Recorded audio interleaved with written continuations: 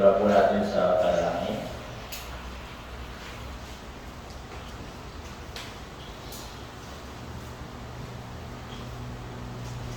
O aming Diyos na makapangyarihan sa lahat na sa amin ay nagmamahal. Maraming salamat Ama sa umagang ito. Salamat Ama sa pag-iingat mo sa amin sa buong magdamag.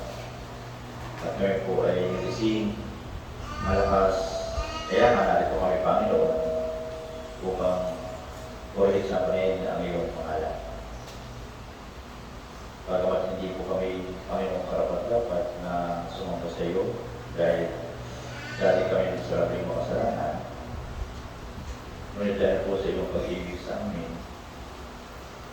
ibigay po ang iyong buhay upang magdusa doon sa cross ng Kalbaryo at tumanap ng dugo mo Panginoon para tubusin ang lahat ng aming mga kasalanan. Kaya naman Panginoon, ito po ay aming pinapasalamatan sa araw-araw ng aming buhay. Sa isang miserable makasalanan na ngayon tutungo na sa iyong kaharian. Maraming salamat po sa biyaya nito. At nawa sa biyaya nito Panginoon na aming natanggap, nawa kaibalik po namin Panginoon sa pamagitan ng paglilingkod namin sa iyo. Ang mga kapatid Panginoon na wala dito ngayon, ano po yung kanilang ginagawa, ano man ang kanilang pinagkakabal ng Panginoon, nawa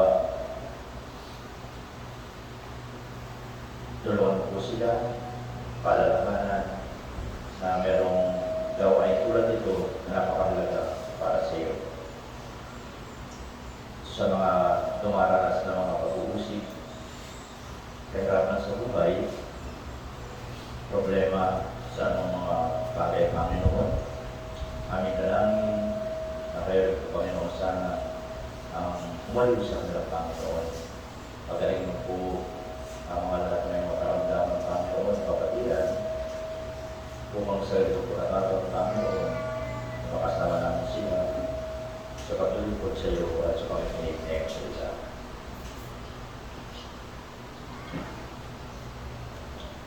Aming dalangin ng Panginoon, nalapit namin Brother Lucina, ngayong March Panginoon, tawa ang bawat isa sa pagkaroon ng pagnanais, nakapagdala Panginoon ng isang kaluluwa para makasukinig ng salita Panginoon. Tulungan po sila na maging matapang sa kanilang buhay Kristiyano at may pahirap kung ano yung katotohanan kada kanto nila Panginoon. Ito yung kaligtasan. Kaya naman Panginoon sa umagang ito, kami po ay patuloy na nagpapasalamat sa iyo. Patuloy na hinihingin namin Panginoon sa simula at pagkatapos, nawa kayo nga po ang umilos at manguna sa bawat isa amin. Ito ay aming hinihiling sa pangalan po ni Jesus. Amen. Po, kung meron po tayo mga Biblia, buksan po natin sa Ezekiel.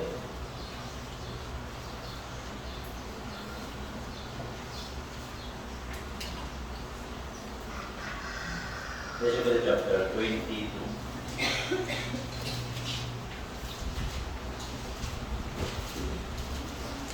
Ezekiel chapter 22.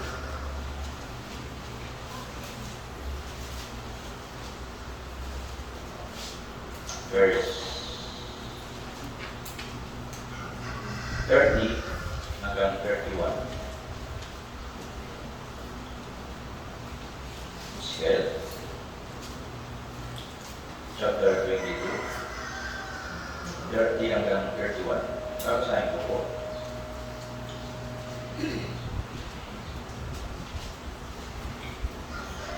Verse 30. At ako'y humahanap ng lalaki sa gitna nila na gagawa ng pader at makakatayo sa sira sa harapan ko para sa lupain upang huwag kong wasakin. Ngunit wala akong natagpuan. Kaya't aking ibinuhos ang aking galit sa kanila aking tinupok sila ng apoy ng aking puot. Ang kalansay nila kay aking singil sa kanilang mga ulo. Sabi ng Panginoon. So, hanggang dito lang po tayo, ano? Kaya makikita po natin kung mabasahin natin ang chapter 22. Kaya makikita natin yung mga kasamaan na ginawa nila, ano? Kaya sa unang 5 verse po, sa verse 25 to 29, makikita po natin dito yung iba't ibang kasamaan na ganap sa lupain ng Kanaan. At dito po natin makikita ito. At kuha po tayo ng mahalagang aral na po na ating pagninilaya ngayong umaga. Kaya nga, nung nakita yung iba't ibang kasamaan dito sa lupain ng Kanaan, dumating po yung hatol sa karya ng Joda. Talagang minatulad sila ng Panginoon. Dumating ang hatol ng Diyos. Pero maaari po sana itong pigilan, ano? Ngunit sinabi sa verse 30, ngunit wala akong natagpuan. Naghanap siya. Sabi doon, wala akong natagpuan, sabi ng Panginoon. Walang sino man natagpuan ang pwedeng pumigil, ano? Kasi walang natagpuan ng Panginoon o magpabago sa hatol ng Diyos.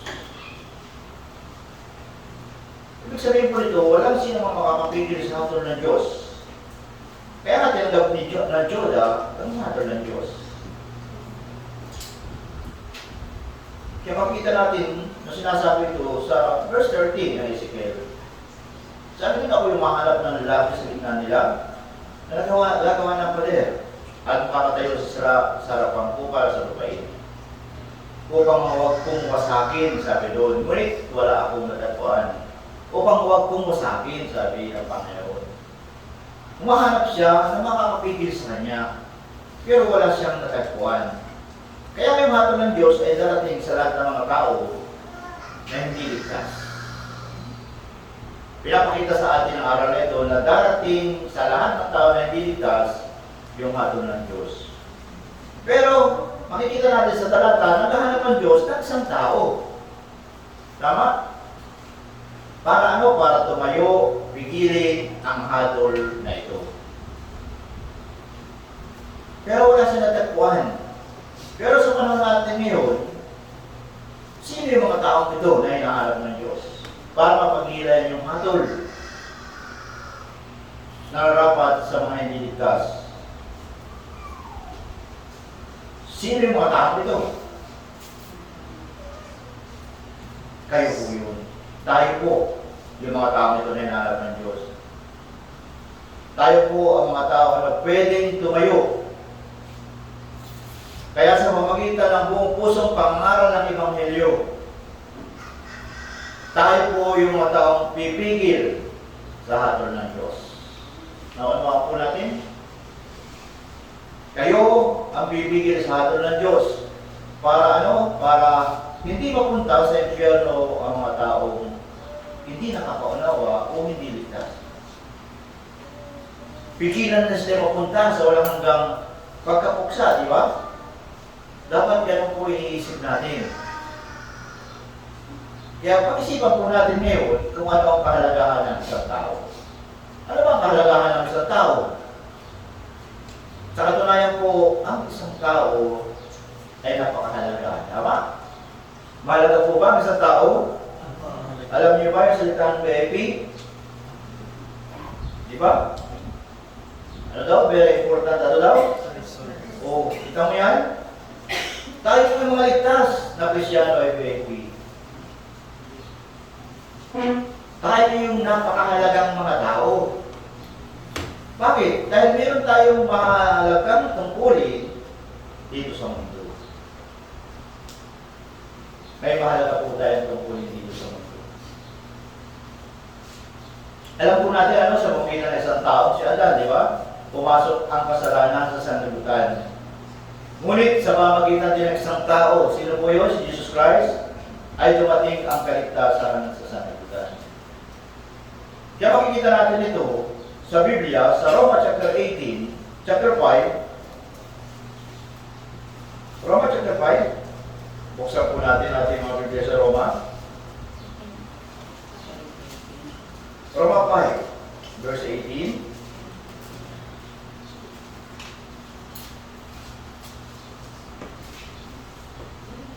Sabi po dito,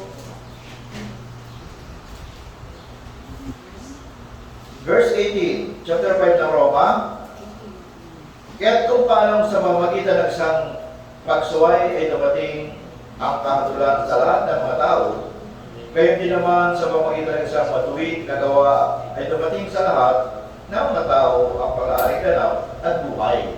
Verse 19, basahin natin 3 to 1. Sapagkat kung paano sa pamamagitan ng pagsuway ng isang tao, ang marami ay naging mga makasalanan. Gayon din sa pamamagitan ng pagsunod ng isa, ang marami ay magiging mga matuwid. Kaya po dahil sa isang tao, si Adan, tayo ay naging makasalanan. Tama po? Ngunit sa pamamagitan ng Jesus Cristo, ano po nangyari? Nakatanggap tayo ng kaligtasan. Kaya nga po, ang isang tao ay napakahalaga. Ano po? Yung isang tao ay napakahalaga. Kaya makikita sa aklat ng Jeremias din po, sinasabi na kahit ang isang matuwid na tao, walang natagpuan sa Jerusalem, kaya dumating dito ang pagkawasak. Walang natagpuan, di ba? Kahit ang matuwid na tao. Sinasabi po yan sa Jeremias chapter 5. Wala daw mong natagpuan na isang matuwid na tao.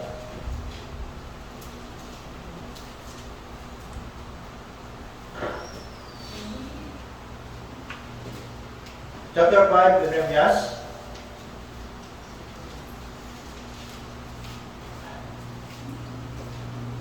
Verse 1.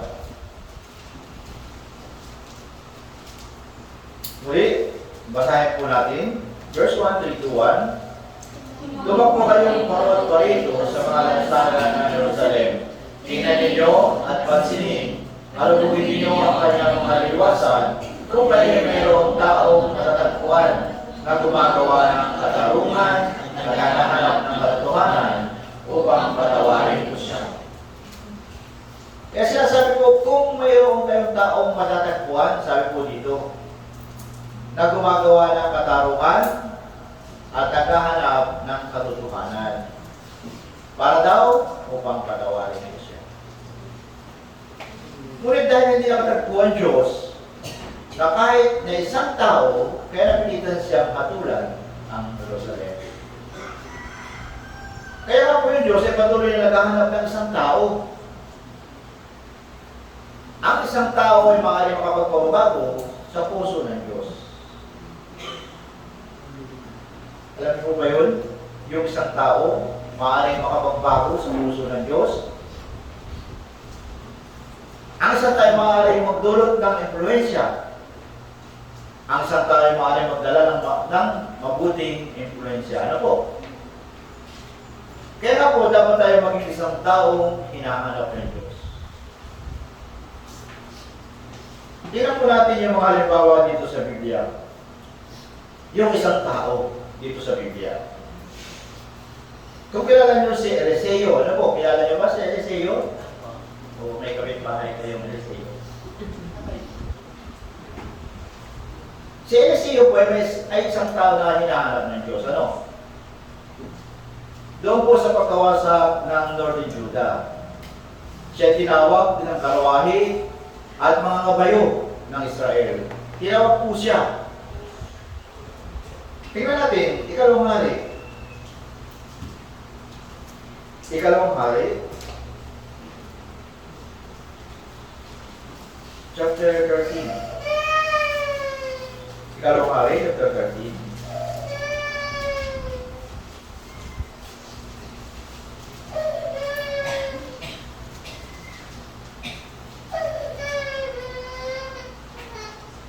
Sabi ko dito, verse 14. Nang si Eliseo ay nagkasakit ng karamdaman ng kanyang kinamatay, si Joas na hari ng Israel ay pumunta sa kanya at umiyak sa harapan niya. Sabi doon, ama ko, ang makarwahe ng Israel at ang kanyang mga kabayo. Bakit kaya sinabi niyang hari ito? Bakit tinawag po si Eliseo na karawahin ng Israel at ang kanyang mga mabayo. Dahil po sa panahon na yun, siya lamang ang nag-iisang taong nag-iingat sa Israel. At sa panahon na yun, siya lamang yung taong hinanap ng Diyos. Pero bago po siya, meron siyang guro. Sino ang guro niya? Si Elias. Tama po? Si Elias po ang isang taong nakipaglaban sa 850 propeta ni Baal at Asera. Siya rin yung taong hinahanap ng Diyos. Kaya sa panahon po na yun, si Elias, si Eliseo, sila po ay mga mahalagang tao sa harapan ng Diyos. Kaya po sa pamamagitan ng isang tao na si Balaam, ang isa na rin nahulog sa kasalanan. Dahil sa taong ito. Bakit? Nagsama pa po sila sa Diyos-Diyosan at imoralidad. Kaya makikita natin ito sa Bilang chapter 31, Numbers chapter 31.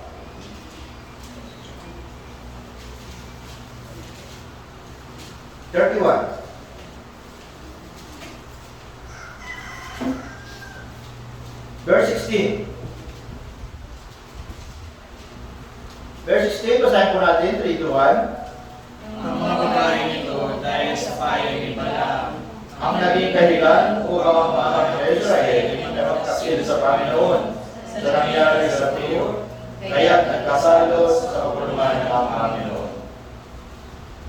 Sinabi po dito na dahil sa isang taong si Balaam, nahulog ang Israel sa kasalanan. Kaya nga po, makikita natin napakahalaga ng isang tao.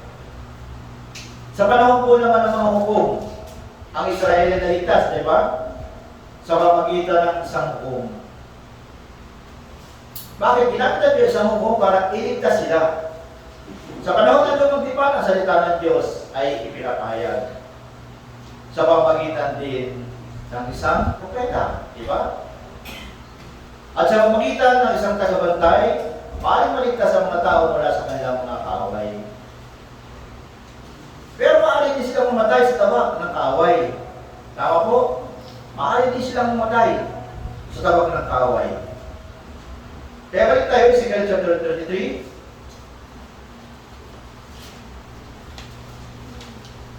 Ezekiel 33.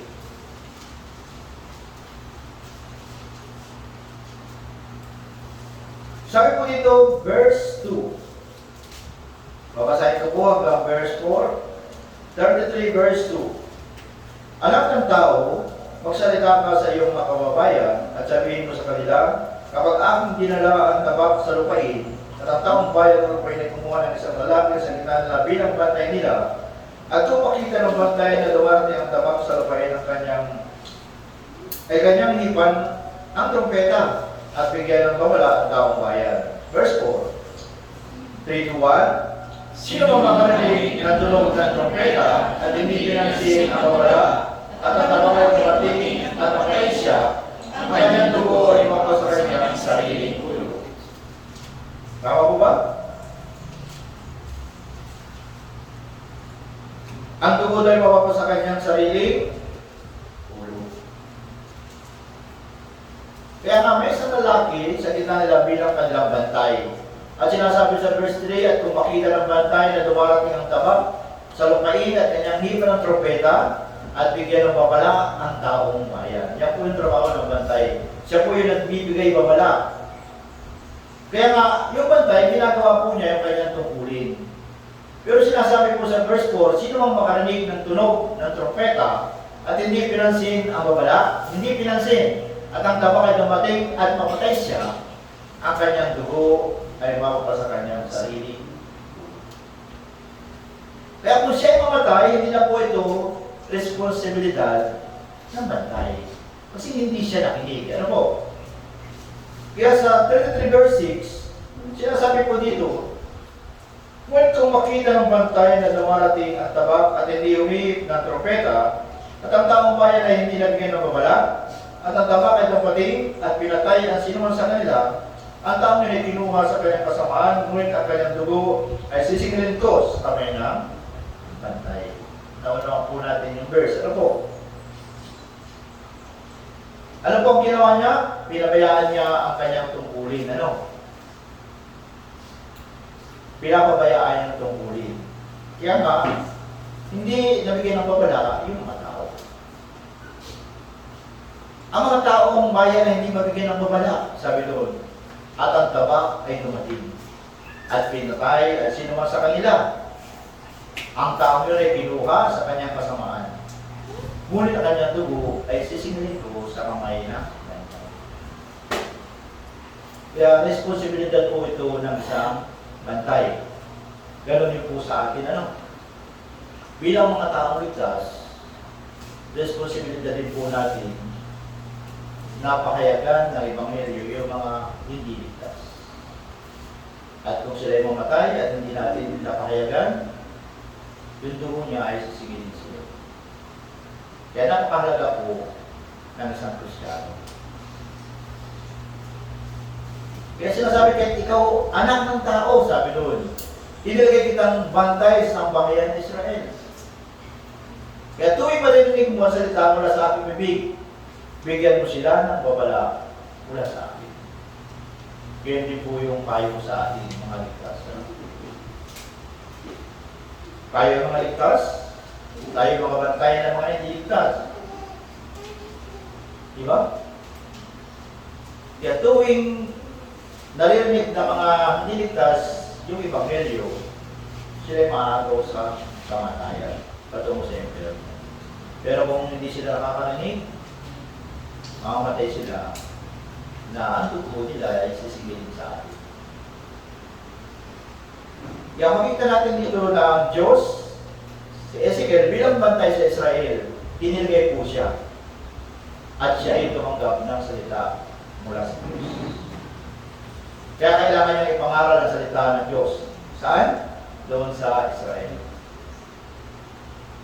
Makinig man sila o hindi, kailangan niya pa din ipangaral ang salita. At ganyan din sa atin.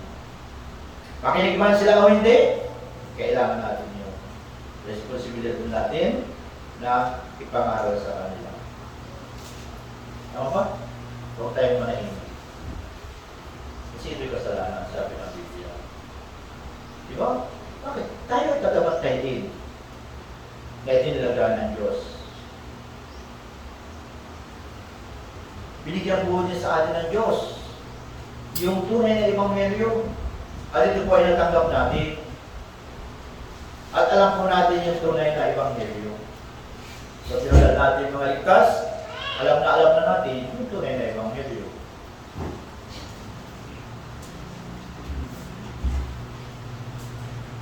Kaya nga po, kung pinangaral natin ang tunay na Ebanghelyo, ano mangyayari? Maraming mga taong maligtas. Bakit? Kasi tayo yung mga bantay sa mga taong ito. Pero, kung hindi natin ipapangaral ang Ebanghelyo at mapunta sila sa impyerno, inulit ko, ito po yung ating responsibility. Naunaan po natin mga ligtas, lalo sa ating pamilya. Huwag po kayo matakot. Hindi naman kayo papatayin ng anak nyo, ng tatay nyo, asawa nyo, kung ipapahayag mo sa kanila. Makukulitan lang kayo. Makukulitan lang sila.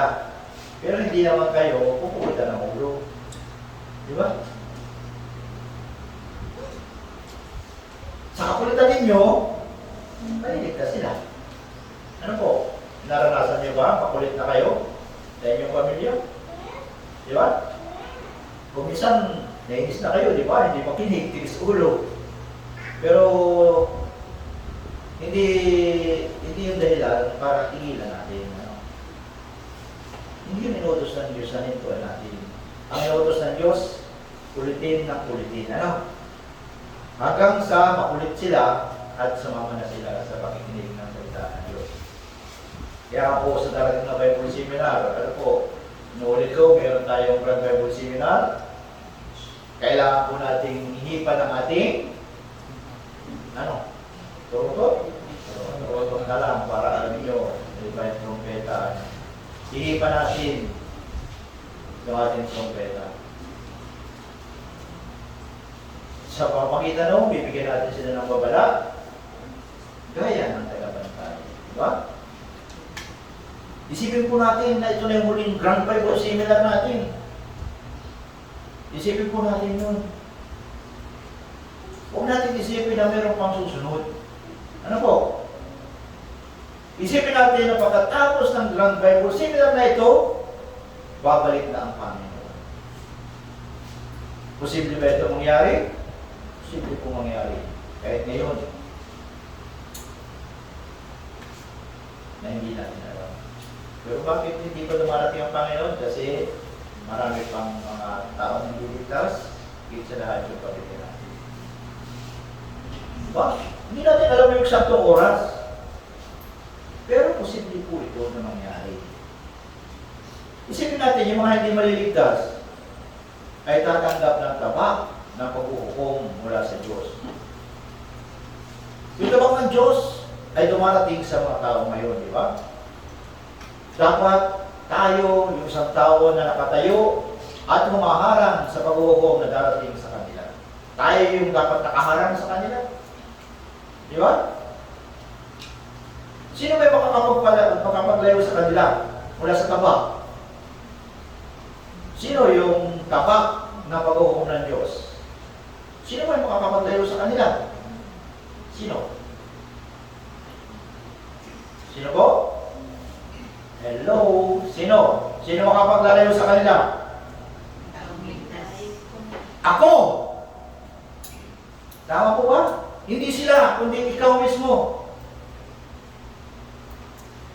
Ako ay dapat tumayo sa harapan nila. O Diyos, huwag ka muna dumating. Kailangan lang tumayo sa harapan ng Diyos. Dapat manalangin. Kaya nga kapag tayong tao na makapag-ingat na mula sa tabak ng paghuhukom ng Diyos, kaya anong uri ng puso ang kailangan ng isang tao? Isang taong tapat ang pinakailangan. Hinahanap ng Diyos ang isang taong tapat. Tama ba? Yun yung hinahanap ng Diyos, yung taong tapat. Kaya sa panahon nila, natakpuan po nila si Haring David, di ba? Si David ay tapat. Kaya sa pamagitan ni David, natupad ang kalooban ng Diyos. Kaya sinasabi po sa Gawa chapter 13, Acts 13, sa New Testament, Gawa chapter 13.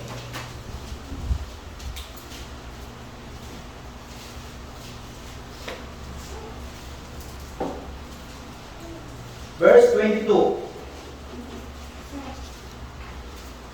Gawa 13, verse 22.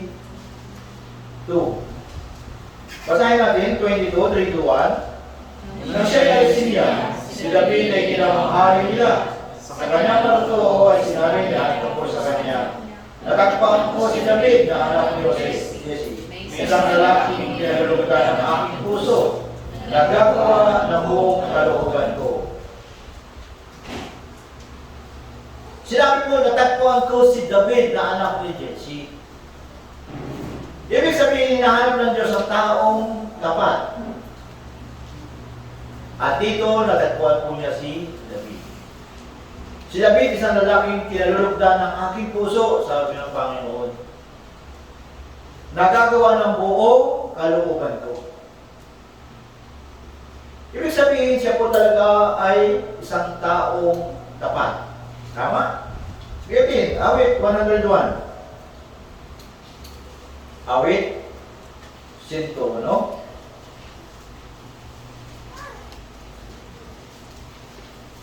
101.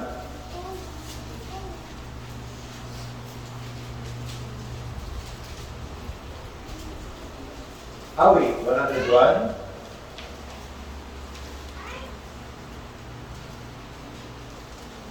Sabi po dito, verse 6. Ang mga mata ko'y itititig ko sa mga tapat sa lupain, upang sila yung makatirang kasama ko.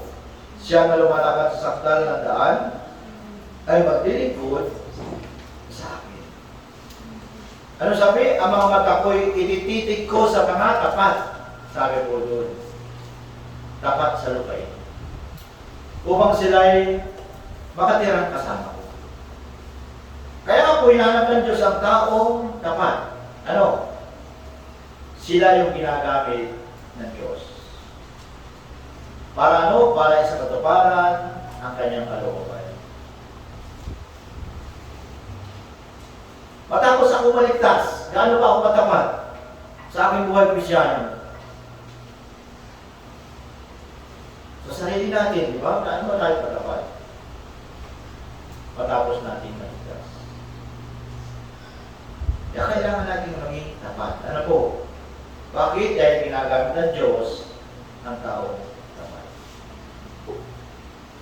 At ang Diyos ay naghahanap ng taong may sigasig. Ano? Kaya makita natin sa pamagitan ni Apostol Pablo, may sigasig para sa Ebanghelyo. Di ba? Dahil doon maraming iglesia ang naitatag. Bakit? Kasi pinili ng Diyos si Apostol Pablo bilang apostol. Para saan? Para sa atin. Tama ba? Para sa mga hindi. Kaya sinasabi niya sa Gawa chapter 9, sinasabi ng Biblia, Acts chapter 9, Gawa chapter 9, Gawa 9, sabi mo dito, verse 15.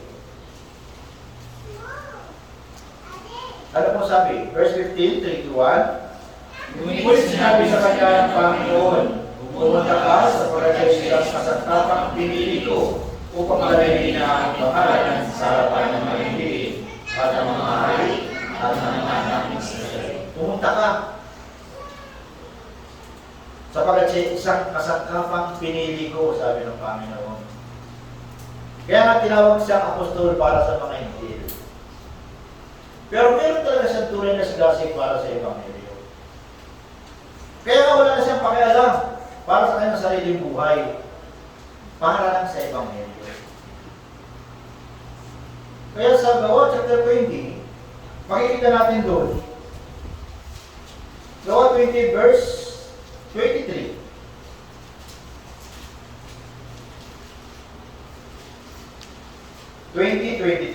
Babasahin ko po.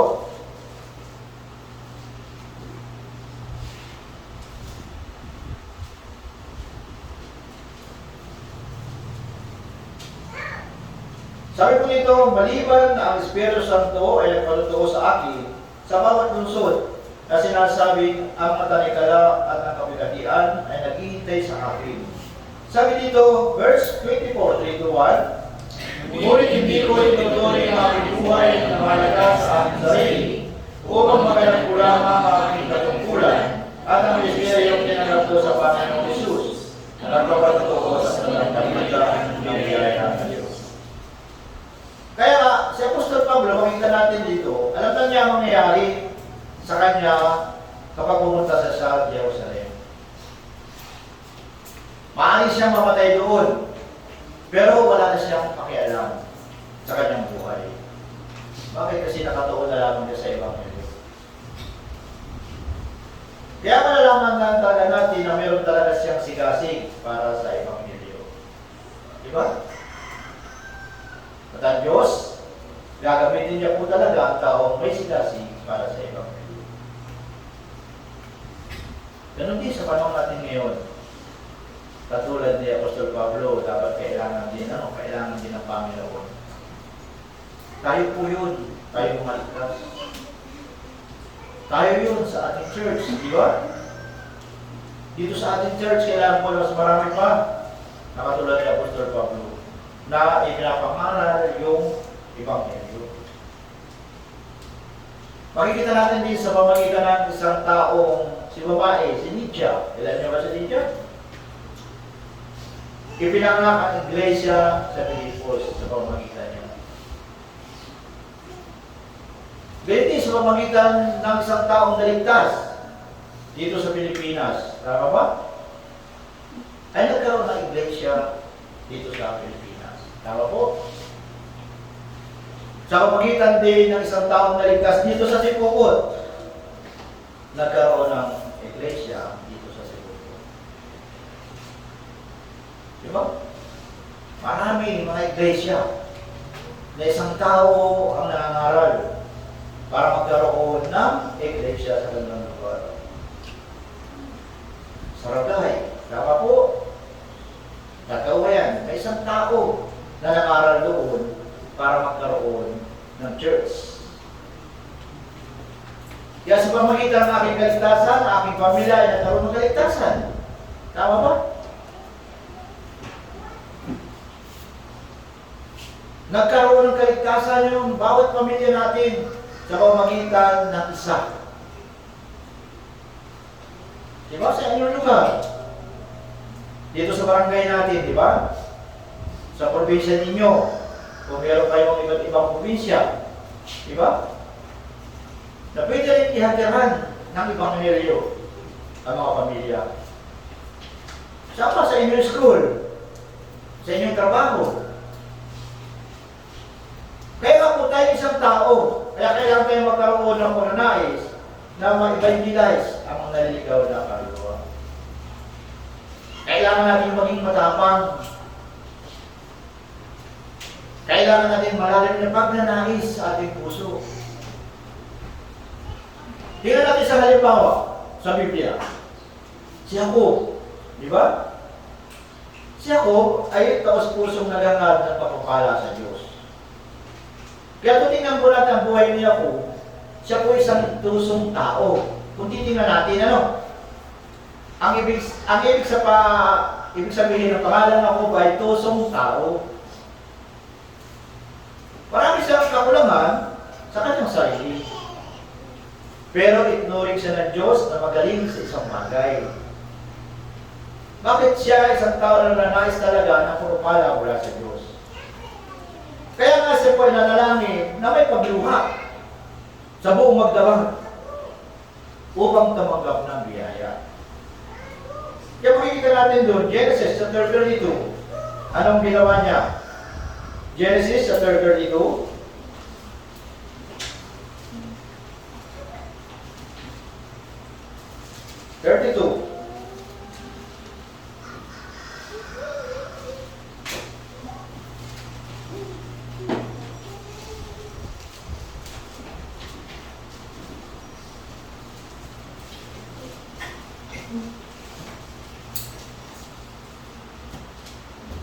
Sabi po sa verse 26,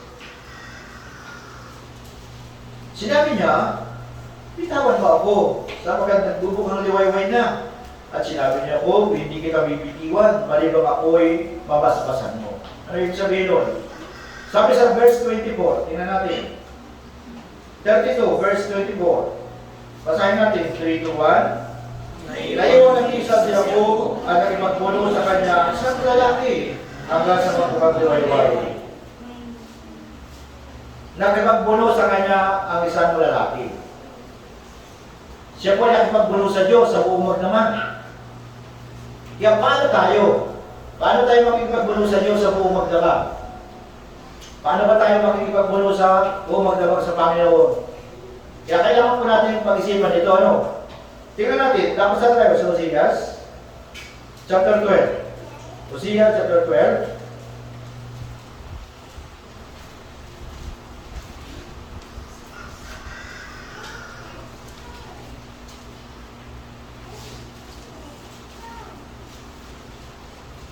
Hosea chapter 12. Verse 3.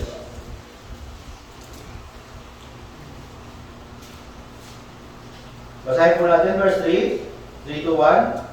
Sa sinapunan ng kanyang hinawakan Sa sawang kanyang kapatid. At sa kanyang pagkabinata ay nakipagpuno siya sa Diyos. Verse 4. Siya ay nakipagpuno sa anghel at nalaig siya. Tumangis at tumili ng pagpapala niya. Nakatakbo niya siya sa Bethel at doon nakipag-usap siya sa kanya. Makita natin nakipagpuno siya sa Diyos. Dito po ang anghel ay anghel ng Diyos, di ba?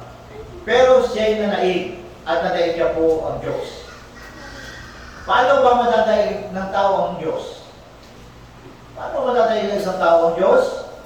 Sinabi, siya'y tumangis at humiling ng pagpapala. Tumangis at humiling ng pagpapala niya. Kaya nga, makikita natin siya talaga ay nagnanais humiling siya. Ano po? Bakit nakipagbuno siya sa buong magdamag? Ibig sabihin, dapat siyang manalangin sa buong magdamag. Bakit? Kasi dahil talaga siya nagnanais ng basbas mula sa Diyos. Kaya ang ginawa niya, taimtim siyang nanalangin sa buong magdamag. Kaya yung sa binasa natin, sa 26 ng Genesis, chapter 32, sinabi niya, bitawan mo ako. Sapagkat nagbuko kang liwayway na. At sinabi niya ako, hindi kita bibitiwan, malimang ako'y mabasbasan mo. Ibig sabihin, hindi po talaga siya susuko. Ano? Kung hindi mo ako mabasbasan, hindi kita bibitiwan. Kaya makikita natin, ninanais niya na basbas mula sa Diyos. Kaya, anong aral? Kailangan po natin yung ganitong puso niya po para pagligtas ng maligaw ng kaluluwa.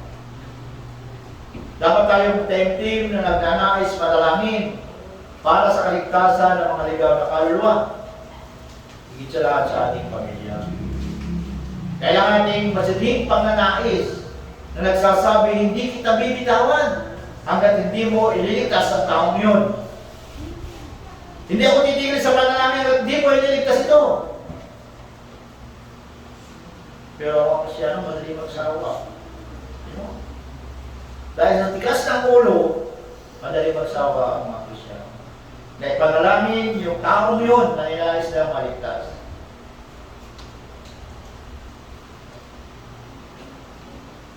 Hindi po dapat gayahin natin si ako, hindi kita bibitiwan hanggat di mo ako nababasbasan.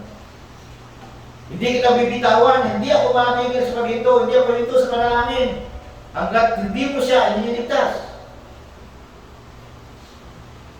Diba? Diba? Dito sa atin, pero gusto nyo na talagang maligtas, diba?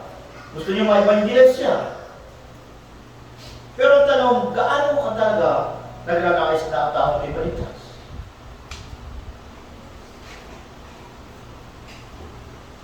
Yang dito, tinuturuan tayo na magkaroon tayo ng puso na gaya ni Apo. Kung hindi mo ililigtas ang tao ito, Panginoon, hindi kita bibitawan.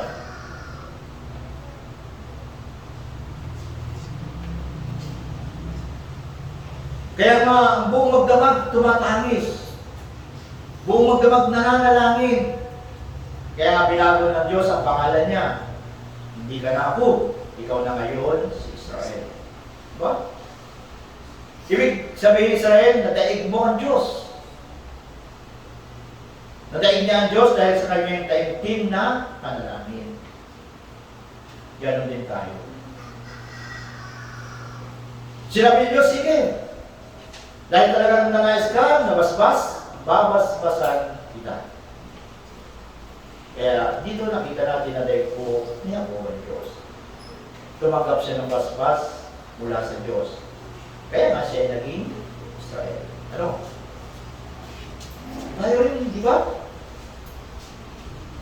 Maaaring maging Israel tayo. Maaaring natin madaig ang Diyos sa pamagitan ng ating tapat na panalangin. Kailangan natin naisin ang kaligtasan ng mga naliligaw na kaluluwa.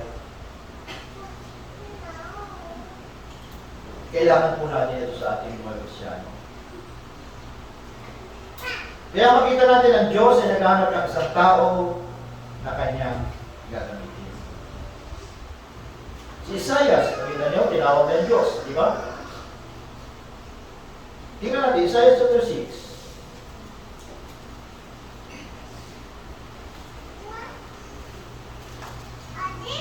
Isaiah chapter 6.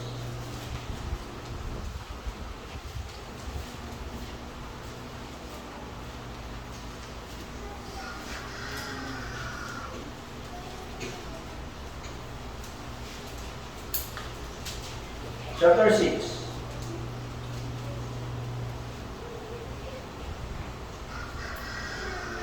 8. Basahin natin. Verse 8, 3, 2, 1. At narinig ko ang tinig ng Panginoon na nagsasabi, sinong susuguin ko at sinong hahayo para sa atin? Nagkakayo sabi ko, narito ako, susuguin mo. Sinong susuguin ko at sinong hahayo para sa atin? Diba? Ano sabi niya? Narito ako, suguin mo. Kaya nais na Diyos na gamitin ka. Nais na Diyos na gamitin ang mga bawat naligtas na tao. Nais na Diyos na gamitin ka para maligtas ang mga ligaw na kaluluwa.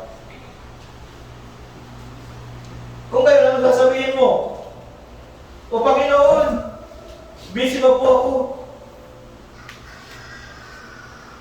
Hindi ba po maayos ang aking kalagayan?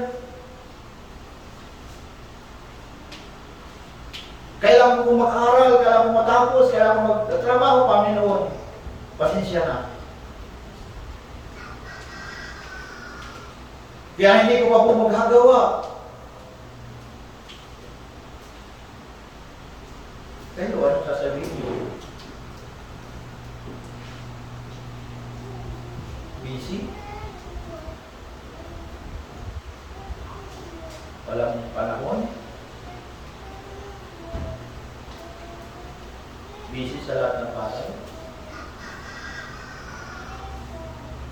Kaya Panginoon, hindi ko po magagawa, pasensya na po. Diba? Panginoon, narito ako. Subuhin mo ako.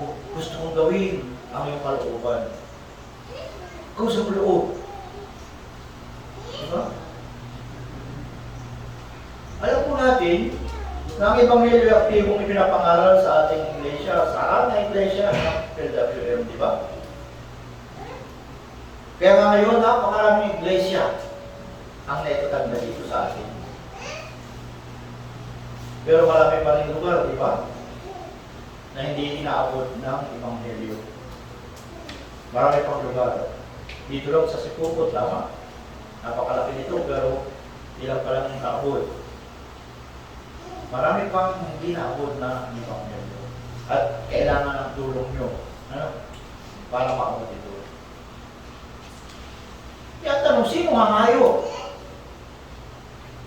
At pupunta doon? Tayo mismo. Diba? Tayo mismo ang kailangan hangayo. Kaya kailangan natin takong may pagnanais, di ba? Merong malalim na pagnanais na magamit sa misyon dito sa Cebu. At sa anumang lugar. Ano ba kahalagahan ng tao sa iglesia? Ang isang taong nagsasakripisyo ay nagdudulot ng kaligtasan sa maraming kaluluwa sa iglesia. Kaya sinasabi sa John chapter 12, John chapter 12,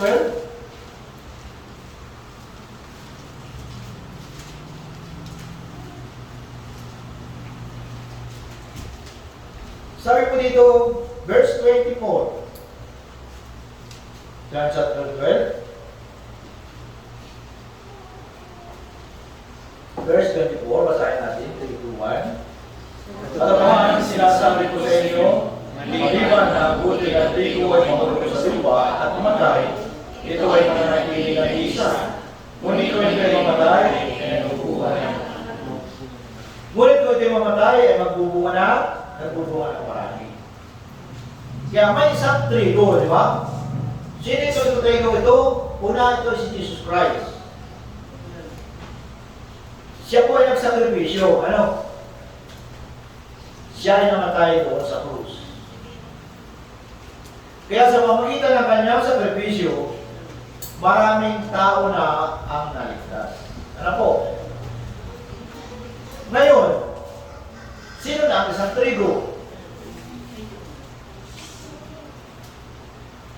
Sino na po ang isang trigo? Ngayon, Sino po? Ba't natatakot kayo? Ayaw niyo maging trigo? Oo. Ikaw, ako na ngayon. Ngunit kung ito'y mamamatay, ay nagbubunga na marami. Hindi ibig sabihin nito kailangan mo magpakamatay. Ano po? Pag po kayong mahirapang maunawaan ito, ibig sabihin po nito, nakakahulagang po ito ng ating sakripisyo. Ano? Kaya kung isasakripisyo natin ang ating sarili, ano mangyari? Maraming tao maliligtas. Kaya kailangan nating maging isang trigo. Ano po? At kailangan nating mamatay. Isakripisyo ang ating sarili. Di ba? Yung maliit na apoy ay maaaring magdulot ng sunog. Di ba? Yung maliit na apoy. Lalo na sa malaking bundok, isang maliit na apoy, kaya sunugin yung bundok na yan. At tayo, ay tumanggap din ang maliit na apoy nung tayo ay naligtas. Natanggap po natin yung maliit na apoy yan nung tayo ay naligtas. Ito yung apoy ng Ebanghelyo. Tama po. Kaya sinasabi dito, Lucas chapter 12. Ano sabi po doon? Lucas chapter 12. Atras lang tayo. At siya po ay Lucas na. Chapter 12.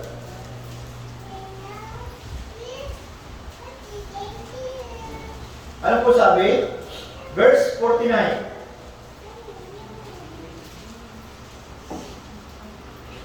Verse 49, 3, 2, 1. Ako'y naparito pamaghagis ako'y sa lupa at kahit susana ito ay naglilinas na. Ako'y naparito, sabi doon, upang maghagis ng apoy sa lupa at kahit susana na ito ay naglilinas na. Ano yung apoy na sinasabi dito? Hindi po ito yung apoy ng paghukom, ha? Ang ibig sabihin po ng apoy na ito, apoy ng Ebanghelyo. Ano po? Ito po ay naglilinis na noong namatay si Jesus Christ doon sa krus.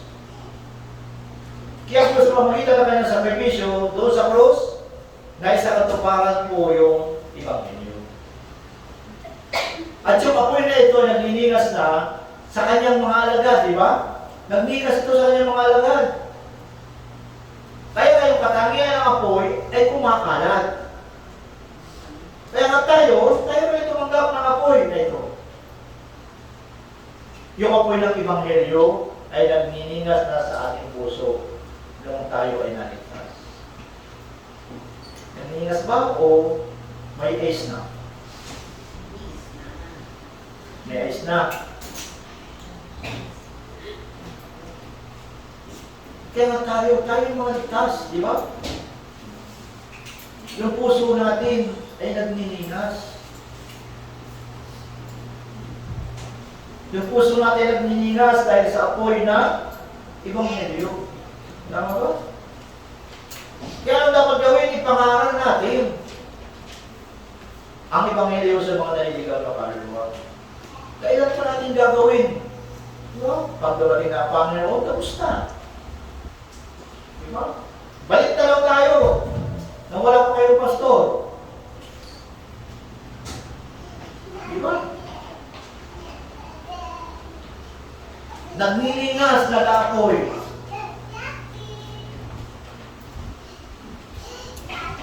Pero nangyari, nagkaroon ng ice, lumamig na lumamig. Ano po? Na yung mga tati ay napabayaan.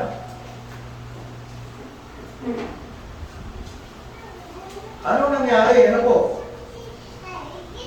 Kaya kailangan natin magkaroon ng pusong nagnihinas, nag-aapoy. Tunawin natin yung ating ice dyan sa ating puso. Sa pamamagitan ng init, sa pamamagitan ng apoy. Ang apoy ng Ebanghelyo dapat mag-apoy dito sa buong sibukod. Ano po? Dapat mo makapuli. Kaya kailangan ng isang tao. Hindi po magiging masigla ang isang cell group dahil sa isang tao. Alam niyo po ba yun? Ang isang cell group o a new cell group, ang isang tao ay napakalaga. Kaya kailangan mong maging isang tao na ito. Tama? Ganon din, kahalagaan ng isang tao sa fellowship. Kapag ang isang tao ay nabago, di ba? Ang isang buhay ng isang tao ay nabago, ang kanyang influensya ay kumakalat sa ibang taong nasa paligid niya. Kapag nakita ka ng mga tao yun, grabe ito. Di ba? Dati, ganito ang ugali nito, pero namamanga siya.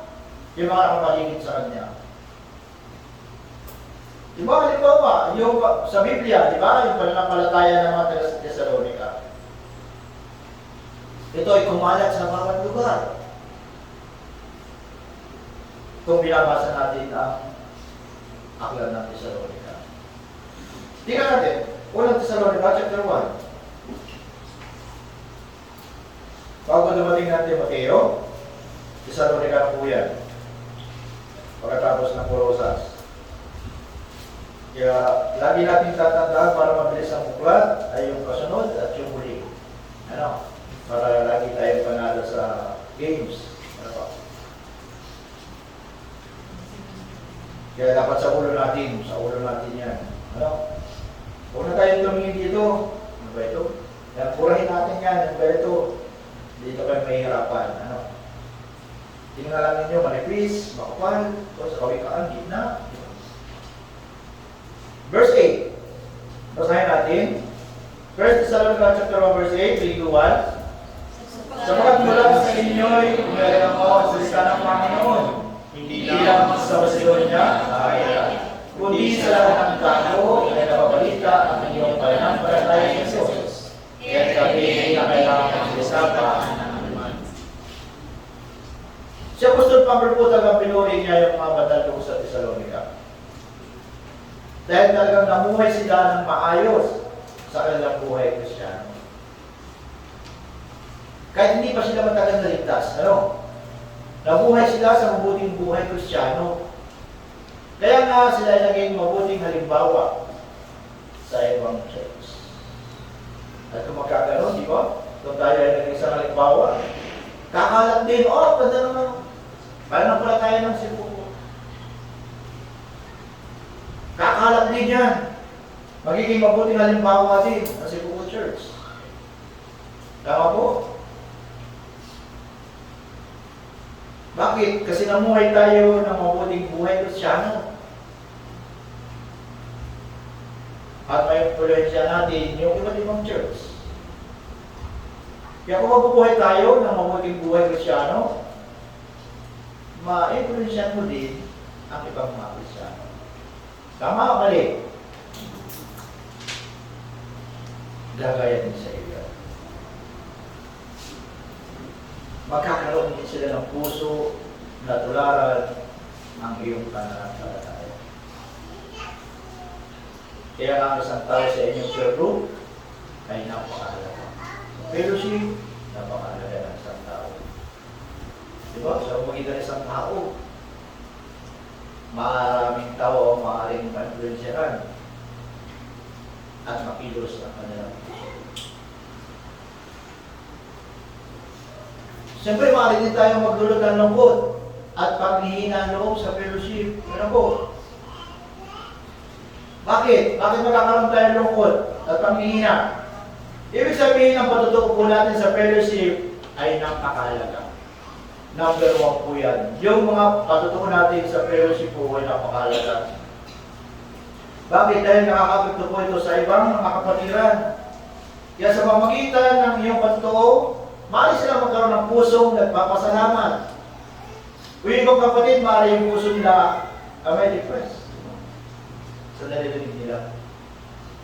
Kaya sa pagtutupo natin sa fellowship, ay napakahalaga. Di ba? Minsan din, ang fellowship, ay maaaring maging hindi ka pakipakinapang. Bakit? Tingnan natin, 1 Corinthians.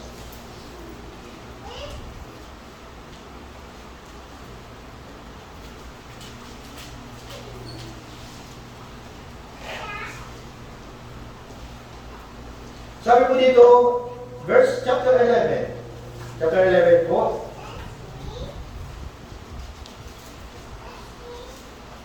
Verse 17. Basahin po natin dahan-dahan. 3, 2, 1. Ngayon, sa masusunod na pagpili, ay hindi ko kayo pinupuri, sapagkat kapag kayo nagkakatipon, ito ay hindi para sa ikabubuti, hindi para kasasama. Kaya yung verse na ito, kailangan po natin mag-ingat. Saan? Sa pagsasalita. Iwasan ang mga salita na sumisira sa ibang tao. Sa mga salitang sumisira sa aral. Sa mga salitang pagbibintang, di ba? Dahil yung mga salitang ito ay mapanganib. Maaari po nitong paghiwalayin ang iglesia. Ano po?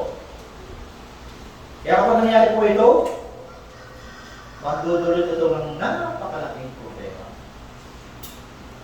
Lalo ng mga leaders, tandaan po natin, dapat tayo mag-ingat. Dapat mag-ingat tayo sa ating mga salita. Ano po? Dahil mas malaking epekto po nito at maaari ito magdulot ng kasalanan doon sa mga mahihina pa sa pananampalataya. Dahil yung mga mahihina pa sa pananampalataya, madali silang maapektuhan. Ano po? Kaya sabi po dito, chapter 8, verse 9. Sa likod, chapter 8, verse 9. 1 Corinthians 3 to 1. Subalit mag-ingat kayo, makakabayaran ito ay makipagito sa mahihina. Kaya maapit lang po sila. Kaya sabi doon, mag-ingat kayo. Mag-ingat po tayo. Kaya mga tamang pagkakaroon ng fellowship, ano ang tamang pagkakaroon ng fellowship? Ang tamang pagkakaroon ng fellowship para lang sa ibang medyo. Ano po? Para sa ibang medyo. Pilipos chapter 1.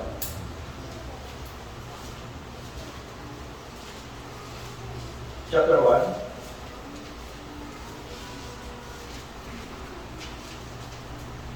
Sabi po dito, verse 5. Dahil sa inyong pakikibahagi sa pagpapalaganap ng Ebanghelyo, mula ng unang araw hanggang ngayon. Kaya, paalala, sa tuwing magkakaroon tayo ng fellowship, dapat po ito nakapokus sa Ebanghelyo. Ano po? Sa pagpapalaganap ng Ebanghelyo. Opo, maaari ka magpatotoo ng mga bagay para sa inyong buhay Kristyano. Tama? Minsan, pwede mo ibahagi ang kahirapan mo. Tama po? Pwede mo ibahagi ang iyong kalagayan. Pwede po yun. Pero mas mabuti po kung nakatong ka sa Ebanghelyo. Di ba? Maaaring ibahagi mo yung ginagawa mo para sa Ebanghelyo. Kung ano yung ginagawa mo sa pag-evangelize. Pwede mo ikwento ito sa kanila. Di ba? Galing sa school, ay, nakausap ko si ganito, si Juan. Oh, siya pinahagihap ko siya. Gano'n ang mga pairs. Hindi yung puro nakakalungkot na bagay. Sakit ulo, depressed, wala nawala. Hindi gano'n. Nangihina ako, nangihina ako. Pag panalangin nyo ako, pwede ko siya gano'n. Ano? Dahil mga kapatira nakikinig, nangihina na. Hindi natin ibahagi yung mga ginagawa natin para sa ibang medyo, di ba? Kung paano ka nag-evangelize, kung paano sila sabihan yung magulang mo, para ipanalangin ka, para matutuloy yung mga nakikinig. Ano? Opo, minsan hindi ka mabigo sa evangelism, di ba? Hindi ka mabigo sa kanya, kaya huwag kang maglulupay-pay. Pero dahil sa pagkabigong yun, pwede mo rin parang ibahagi sa fellowship. Tama? Siyempre, automatic po yun, humihingi ka ng prayer request sa mga kapatiran. Kaya sa tuwing magkakaroon tayo ng fellowship, di ba? Subukan mo humingi ng prayer request. Lalo-lalo na sa mga ligaw na kaluluwa. Dahil sa inyong pakibahagi, sa pagpapalaganap ng Ebanghelyo, ito po yung nararapat sa fellowship. Diba? Sa pagkakataon po ito, di ba? Meron tayong Bible seminar, di ba? Magsika po tayo para sa Ebanghelyo. Sunod-sunod po yan, meron po tayong summer retreat, di ba? Kaya gumawa tayo upang tayo maging isang pagtitipon na makakilos sa puso ng Diyos. At pagkatapos, kung gawin natin ito, pagkatapos ng Bible seminar, siyempre marami tayong magiging patutuo, di ba? Pag nakadala ka sa mga retreat, marami ka na patutuo, pero wala kang maibahagi. Dapat nagkakaroon yung puso mo ipahagi yung mga natutunan mo. Kaya kung subukan natin, kung lahat ng ating makakaya o kung ipangaral ang Ebanghelyo sa darating na Grand Bible Seminar, mararanasan po natin yung maraming bagay. At pagkatapos ng Grand Bible Seminar, magkakaroon tayo ng fellowship, kaya marami kang bagay na may babahagi. Ano po? At yun ang nararapat sa fellowship. Yung pagbabahagi na ito. Kaya yung ating fellowship, dapat mahigit na nakatuon sa Ebanghelyo. Ano po? Kaya wag po natin kalimutan na tayo isang tao. Di ba? Tayo ay napakahalagang tao sa harapan ng Diyos. Hindi sa lahat, dapat tayo maging isang tao na ipinapangaral ang Ebanghelyo. At mahalin natin itong Kristo. Ano? Disconnected. Connected. Sa ating malapit na Grand Bible Seminar. I-practice po natin sa lalapit natin Grand Bible Seminar. At ako'y umaasa po na yung ating pag-aaral na ito, yung mahalaga sa paano yung isang tao. At ito. Kaya umaasa po na sana marami po yung natutunan at tawa, gawin natin. Huwag lang natin pakinggan. Tapos, wala na lang. Ibalik natin yung dati nating ikaw, dating ako dito sa Cebu Church. Ano? Ibalik natin. Kung gaano tayo pasipag, kung gaano tayo pasigasig. Pero ngayon, naging baliktad, naging gaano tayo patamad. Ano po? Masakit, pero katotohanan po. Po, ang ganda lang po tayo, malalaman po tayo. O Diyos namin Ama, na ako mangyari sa lahat. Salamat po, Panginoon, sa pagkakunan po sa bawat sa atin. Na napakalaga po ng isang tao para sa inyo. At gumagawa, gumaganap sa tungkol na Panginoon bilang malikas. Sa darating po namin na pangkalusin na Panginoon, aming dalangin na makikagamit-gamit po ako, Panginoon. Pakingkamit-gamit kami. Para po maraming mga kaluluwa ang malikas. Balik mo po mga Panginoon uli ang apoy nasa aming puso, Panginoon. Kaming dalangin, natulungan po kami, Panginoon. Kala po namin na malapit na ang iyong pagbalik. Kaya nawa, maisip po namin ito na patuloy kami sa sakripisyo para sa Ebanghelyo. Tulungan mo po ang bawat isa ng mga brothers and sisters dito sa Cebu Church na maging tapat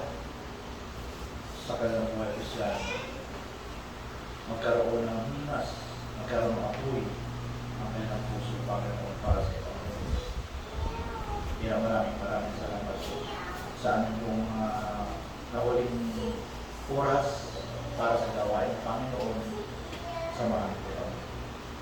Kaya niliit sa pangalan ng Jesus. Amen. Maraming salamat po at magandang umaga po sa inyong lahat.